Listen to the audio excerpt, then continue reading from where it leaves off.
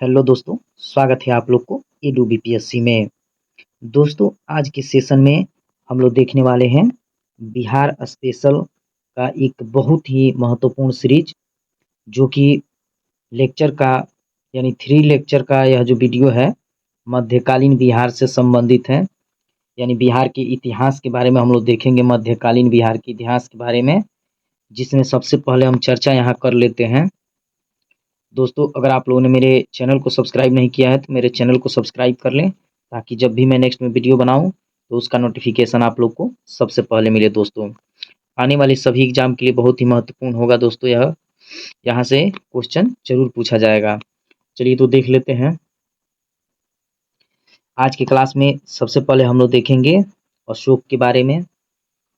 तो वर्ष और प्रमुख घटनाएं, यानी प्रमुख घटना जो इस किस किस वर्ष में और कौन सी घटनाएं घटी उनके जीवन काल में, उसके बारे में देखेंगे। तो 9वां वर्ष जो था वह कलिंग युद्ध से संबंधित था, यानी अशोक का जो 9वां वर्ष था कलिंग युद्ध। 10वां वर्ष बोध गया की यात्रा और 12वां वर्ष निगाली सागर की यात्रा और 13वां वर्ष धम्म का शिलालेखों में अंकन। इसके बाद देखते हैं हम लोग 14वां वर्ष जो है धम्म महामात्रों की नियुक्ति और 20वां वर्ष है लुम्बिनी की यात्रा।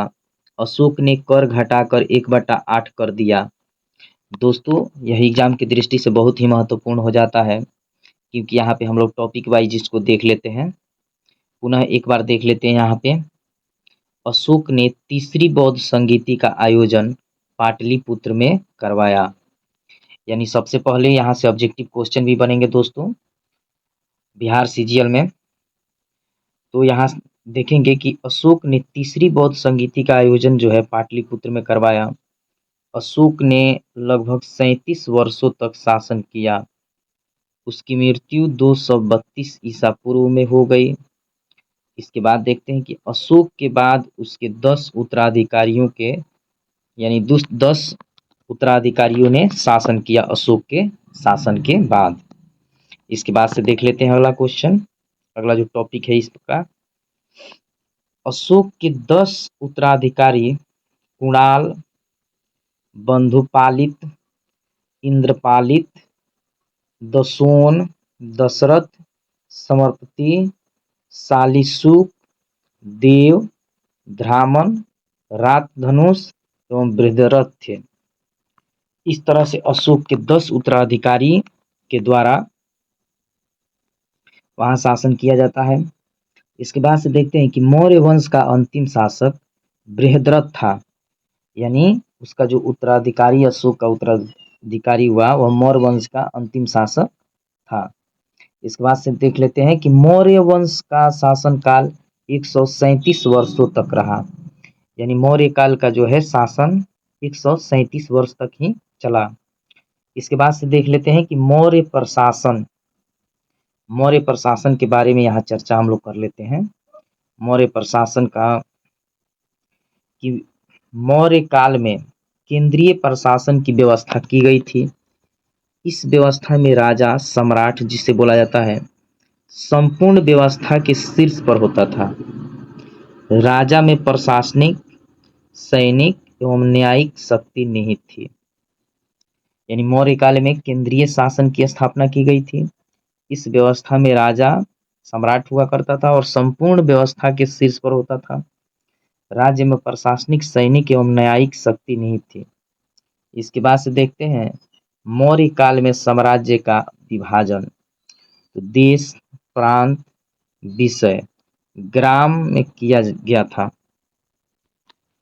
इसके बाद से देखते हैं केंद्रीय प्रशासन में राजा के सहयोग के लिए अमात्य, प्रशासनिक अधिकारी, यहाँ इसको बहुत ही इंपॉर्टेंट है, इसको हम लोग देख लेंगे। अमात्य किसे कहा जाता है, पूछ भी दिया जाता है। तो प्रशासनिक जो अधिकारी हुआ करते थे मध्यकालीन यानी मध्यकाल के समय में, तो उसे अमात्य बोला जाता था। एवं तीर्थ, उच्च अधिकारियों को तीर्थ कहा जाता था। कौटिल्य के अनुसार प्रमुख तीर्थ अधिकारियों की संख्या 18 थी। यानी मौर्य काल में प्रमुख तीर्थ यानी अधिकारियों की संख्या 18 थी। प्रमुख अधिकारी निम्नलिखित थे। यहाँ पे देख लेते हैं समहर्ता। तो समहर्ता में राजस्व विभाग का प्रधान, और सानिध्यता तो राजकीय कोषाध्यक्ष। इसके बाद से यहाँ देख लेते हैं सीता अध्यक्ष, राजकीय कृषि विभाग का प्रधान। यानी सीता अध्यक्ष कोई पूछेगा किसे कहा जाता है, तो राजकीय कृषि विभाग का प्रधान को कहा जाता है। इसके बाद से देख लेते हैं कि पंड्याध्यक्ष तो वाणिज्यिक विभाग का प्रधान को कहा जाता था। उसके बाद देखते हैं अक्ष पटलाध्यक्ष, तो महालेखागार सैन्य विभाग का जो सेनापति हुआ करता था उसे कहा जाता था। इसके बाद से देखते हैं मौर्यकालीन गुप्तचर व्यवस्था। मौर्यकाल में गुप्तचर की क्या व्यवस्था हुआ करती थी उस समय, उसके बारे में देख लेते हैं। तो गुप्तचर व्यवस्था के अंतर्गत प्रमुख गुप्तचरों को गूढ़ पुरुष कहा जाता था। अर्थशास्त्र में जासूसों को चर कहा गया है। गुप्तचर व्यवस्था दो प्रकार की थी उस समय। संस्था, एक स्थान पर रहकर गुप्तचर कार्य करना, एक ये हो गया संस्था, और दूसरा हो गया संचार, घूम घूम कर गुप्तचर का कार्य करना। मौर्यकालीन प्रमुख प्रांत, यहाँ पे देखते हैं हम लोग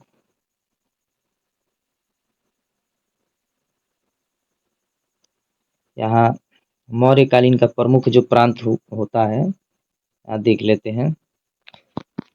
मौर्यकालीन प्रशासन 5 प्रांतों में विभाजित था। प्रांतों का शासन राजकुमारों द्वारा संचालित किया जाता था। उदाहरण के लिए अवंती का राज्यपाल अशोक हुआ करता था। इसके बाद से देखते हैं उत्तरापथ तो तक्षशिला, दक्षिणापथ तो स्वर्णगिरि, और प्राच्य पूर्वी पाटलिपुत्र, अवंती उज्जैनी, और कालिंग तो तोसली। यहाँ देखेंगे तोसली। इसके बाद से अगला क्वेश्चन इसमें का देख लेते हैं। मौर्यकालीन सर्वाधिक प्रशासनिक जानकारी मेगास्थनीज की पुस्तक इंडिका से प्राप्त होती है। यानी मौर्यकालीन जो सर्वाधिक प्रशासनिक जानकारी है तो वह मेगास्थनीज की पुस्तक इंडिका से प्राप्त होती है। मेगास्थनीज ने नगरीय प्रशासन की जिम्मेदारी देते हुए बताया कि नगरीय क्षेत्र में कमेटी बनाई गई थी। प्रत्येक कमेटी में 6 सदस्य होते थे, अर्थात कुल 30 सदस्यों द्वारा नगर संचालित किया जाता था। यहाँ देख लेते हैं मौर्यकालीन अर्थव्यवस्था।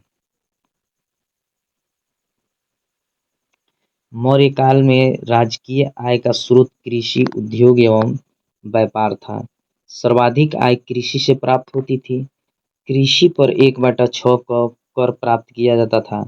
सरकारी भूमि का सीता भूमि कहा जाता था। यानी सरकारी जो भूमि हुआ करती थी उस समय तो सीता भूमि के नाम से उसे जाना जाता था। उद्योग एवं व्यापार से 1/10 पर जो कर है प्राप्त किया जाता था।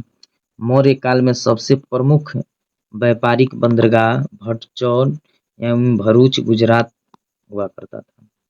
करों की चोरी के संबंध में मृत्यु दंड का प्रावधान किया गया था। इसके बाद से देखते हैं सामाजिक व्यवस्था। कौटिल्य के अनुसार मौर्यकालीन साम्राज्य ब्राह्मण, क्षत्रिय, वैश्य एवं शूद्र 4 वर्गों में विभाजित था। जब अशोक लुम्बिनी जाते हैं तो वहाँ के किसान 1/6 कर जो का कम करने की अनुरोध करते हैं। अशोक कर को 1/8 कर देता है। इसके बाद देखेंगे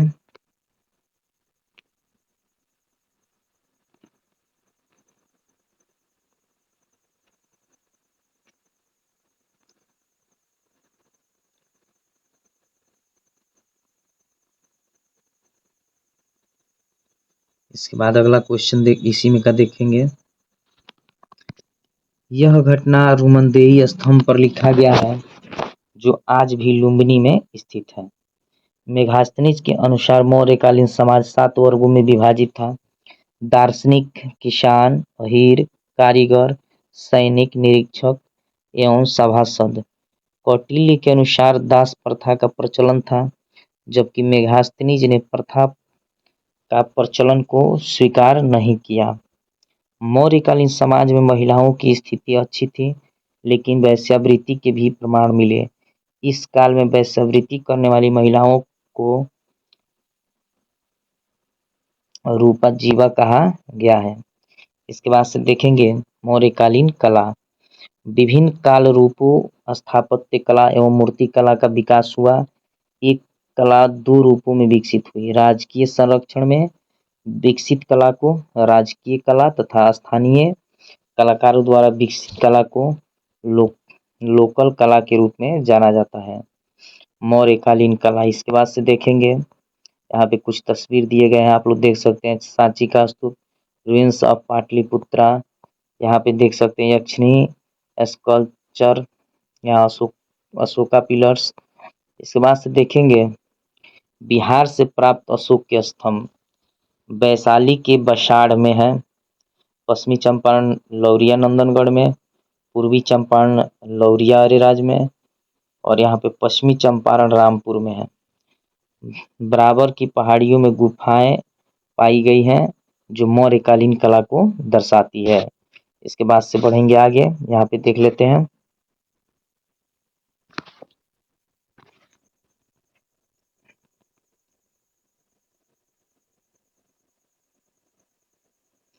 चंद्रगुप्त ने, यहाँ पे देखेंगे चंद्रगुप्त मौर्य ने अपने लिए महल बनवाया जो पटना में स्थित है। यह स्तंभों पर निर्मित एक भव्य महल है। अब यहाँ पे देखेंगे बौद्ध धर्म की शुरुआत। बौद्ध धर्म की शुरुआत देख लेते हैं। बौद्ध धर्म के संस्थापक थे गौतम बुद्ध। उनका जन्म 563 ईसा पूर्व में लुम्बिनी नेपाल में हुआ था। उन्हें शाक्य मुनि एवं लाइट ऑफ एशिया का ज्योतिर्पुंज के नाम से भी जाना जाता है। उनके बचपन का नाम सिद्धार्थ था। उनके पिता का नाम सुयोधन था। इसके बाद से देख लेते हैं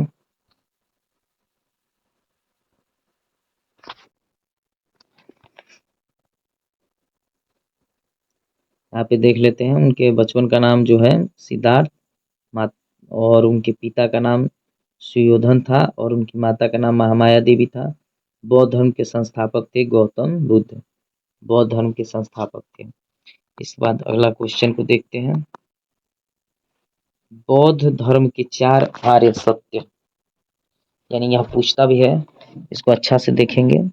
बौद्ध धर्म के 4 आर्य सत्य। दुख, तो संसार दुखमय है, जिसका विवरण देखेंगे यहाँ। दुख समुदाय, तो दुख का कारण तृष्णा है। दुख निरोध, दुख निवारण हेतु तृष्णा पर विजय आवश्यक है। दुख निरोध मार्ग, दुख निवारण हेतु अष्टांगिक मार्ग आवश्यक है। यहाँ देखेंगे बौद्ध धर्म का अष्टांगिक मार्ग। यहाँ पे सबसे पहले देखेंगे सम्यक दृष्टि, संकल्प, वाक, कर्म, आजीविका, व्यायाम, स्मृति और समाधि। इस तरह से हम लोग देखते हैं, एक बार और इसको रिपीट करेंगे। दृष्टि, संकल्प, वाक, कर्म, आजीविका, व्यायाम, स्मृति, समाधि। इसके बाद अगला क्वेश्चन देख लेते हैं। बुद्ध धर्म के 10 शील आचरण थे। सत्य, अहिंसा, अस्तेय। सत्य, अहिंसा, अस्तेय। इसके बाद से अगला देख लेते हैं। और बौद्ध धर्म के 10 शील अभी आचरण बताएं, जिसमें से यहाँ पे सत्य, अहिंसा, अस्तेय हो गया। यहाँ पे देखेंगे और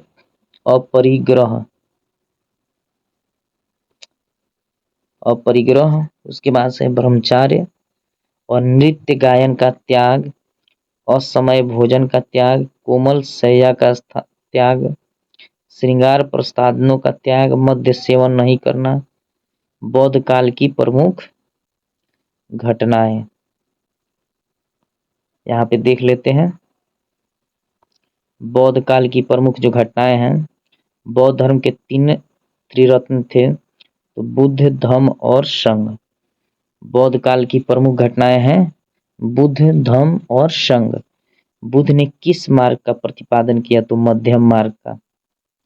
बुद्ध ने अपने उपदेश किस भाषा में दिए, तो पाली भाषा में। बुद्ध ने अपना पहला उपदेश सारनाथ में दिया। बुद्ध ने सर्वाधिक उपदेश कौशल की राजधानी श्रावस्ती में दिया। बुद्ध की मृत्यु 483 ईस्वी पूर्व कुशीनगर में हो जाता है। उस समय उनका उम्र 80 वर्ष था। इसके बाद से देख लेते हैं बुद्ध के प्रथम गुरु अलार कलाम वैशाली के थे तथा द्वितीय गुरु उद्दक रामपुत राजगिरी के थे। इसके बाद से देखते हैं बुद्ध के जीवन का घटनाक्रम और उसके प्रतीक। यहाँ पे आयोजन तो बुद्ध का जन्म जो है कमल और बैल उसका प्रतीक पूछा भी जाता है कि बुद्ध का जन्म जो है उसको उसका प्रतीक चिन्ह क्या है, तो कमल और बैल है। इसके बाद से देखते हैं महाभिनिष्क्रमण तो घोड़ा, आत्मज्ञान निवारण तो हो जाएगा निर्वाण इनका तो बोधि वृक्ष, प्रथम उपदेश जिसे धर्म प्रवर्तन कहा जाता है पहिया, और मृत्यु जो है यानी परिनिर्वाण जिसे बोला जाता है स्तूप, यहाँ पे स्तूप। इसके बाद से अगला देख लेते हैं और यहाँ पे गर्भधारण जो है सफेद हाथी का यहाँ पे संकेत दिया गया है। इसके बाद से देखते हैं बौद्ध धर्म का विभाजन। बौद्ध धर्म चौथी बौद्ध संगीति के उपरांत में 2 भागों में विभाजित हो गया। हीनयान यानी परिवर्तन विरोधी और महायान जो परिवर्तन समर्थक थे। इसके बाद से देख लेते हैं 3वीं सदी में बौद्ध धर्म के आडंबर वाले शाखा परज्ञान का विकास हुआ। नालंदा विश्वविद्यालय में महायान की शिक्षा दी जाती थी, जबकि विक्रमशिला में ब्रजयान शाखा से संबंधित ज्ञान दिया जाता था। बौद्ध धर्म के यहाँ देख लेते हैं त्रिपिटक के बारे में। तो त्रिपिटक के भाग जो हो गया विनय पिटक, सूत पिटक और अभिधम्म पिटक, सबकी चर्चा यहाँ देख लेते हैं। भिक्षुओं यहाँ पे देख लीजिए, भिक्षु और भिक्षुणियों के लिए नियम और अनुशासन जो बनता था वो विनय पिटक में था। सूत पिटक बुद्ध के उपदेशों का संग्रह जिसमें धर्म, ध्यान और जीवन के रहस्य शामिल हैं, वह सूत पिटक। बौद्ध दर्शन का दार्शनिक विश्लेषण जिसमें मन, चेतना, कर्म और पदार्थ के बारे में विस्तृत व्याख्याएं हैं, अभिधम्म पिटक हो गया। इसके बाद से देखेंगे बौद्ध संगीतियां। तो बौद्ध संगीतियां यानी 4 होती हैं, जिसमें देखेंगे प्रथम जो होता है 483 ईसा पूर्व में होता है, राजगिरी में होता है और इसके अध्यक्ष महाकश्यप, और यहाँ पे संरक्षक जो शासक थे अजात शत्रु थे, और प्रमुख इसका उद्देश्य जो होता है तो बुद्ध के निर्वाण के बाद उपदेशों को संकलित करना, विनय और धम्म की व्याख्या। इसके बाद से देखते हैं द्वितीय यानी लगभग जो बौद्ध यहाँ पे देखेंगे संगीति तो 383 ईस्वी पूर्व में वैशाली में, और शाबाकामी और कालाशोक इसके जो है शासक हो जाते हैं। और यहाँ पे देख लेते हैं भिक्षुओं के आचरण पर विवाद 10 बिंदु और महासंघ और स्थल यहाँ पे देख लेते हैं। बीरवा परिवार जो यहाँ पे देखेंगे वीरवाद का विभाजन जो है इसमें हुआ था। इसके बाद से अगला देख लेते हैं कि तृतीय पिटक जो है यानी तृतीय जो बौद्ध संगीति है 250 ईस्वी में पाटलिपुत्र में होता है। मोगलीपुत्र जो है इसके अध्यक्ष हो जाते हैं और सम्राट अशोक शासक हो जाते हैं। धर्म की शुद्धि तथा बौद्ध धर्म के प्रचार हेतु धर्म दूतों को विदेश में भेजा गया। इसके बाद देख लेते हैं चौथी बौद्ध संगीति जो है 98 ईसा पूर्व में कुंडलवन कश्मीर में, वसुमित्र अश्वघोष अध्यक्ष और कनिष्क कुषाण जो है इसके उस समय शासक थे। इसके बाद से देख लेते हैं बौद्ध धर्म का परम उद्देश्य से निर्वाण की प्राप्ति। बुद्ध के पुनर्जन्म की कथा जातक कथा में मिलती है। और बौद्ध धर्म से संबंधित कुछ शब्द चैत्य किसे कहा जाता है? तो बौद्ध धर्म का पूजा ग्रह। और बिहार तो बौद्ध भिक्षुओं का निवास स्थान। स्तूप तो बौद्ध धर्म के पवित्र अवशेषों का संग्रहण जो है वह बौद्ध धर्म के पवित्र अवशेषों का संग्रहण जो है स्तूप कहलाता है।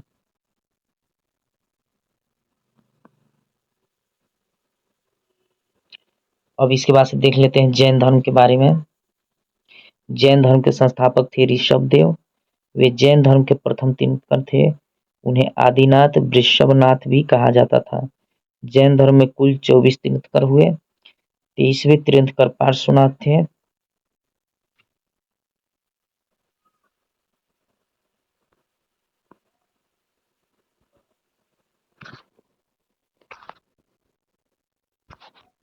यहाँ देख लेंगे।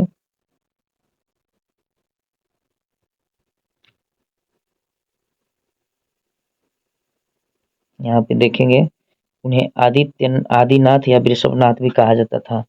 जैन धर्म में कुल 24 तीर्थंकर हुए। 23वें तीर्थंकर पार्श्वनाथ थे।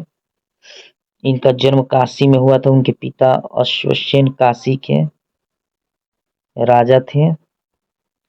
उन्हें ज्ञान की प्राप्ति समेत पर्वत पर हुई थी। उन्हें 4 महावर्त की शिक्षा दी। सत्य, अहिंसा, अस्तेय और अपरिग्रह। इस तरह से क्वेश्चन को देखें। आगे बढ़ेंगे। यहाँ पे महावीर स्वामी की मृत्यु 468 ईसा पूर्व में 72 वर्ष की आयु में पावापुरी में हुई। जैन धर्म का विभाजन प्रथम जैन संगीति में श्वेतांबर एवं दिगंबर के रूप में हो गया। इसके बाद से देखते हैं दिगंबर भद्रबाहु ने नेतृत्व किया। इसमें परिवर्तन को स्वीकार नहीं करते हुए पूर्ण नग्नता एवं कठोरता को अपनाया गया। श्वेतांबर स्थूलभद्र ने नेतृत्व प्रदान किया। इसमें परिवर्तन को स्वीकार किया गया। इसमें श्वेत वस्त्र पहनने की परंपरा थी तथा यह दिगंबर की तुलना में कम कठोर था। दोस्तों आई होप कि मेरा वीडियो अच्छा लगा होगा। वीडियो अच्छा लगा हो तो वीडियो को लाइक करें, शेयर करें और ज़्यादा से ज़्यादा या अपने दोस्तों के पास भेजें ताकि जब भी मैं नेक्स्ट में वीडियो बनाऊं तो उसका नोटिफिकेशन आप लोग को सबसे पहले मिले। दोस्तों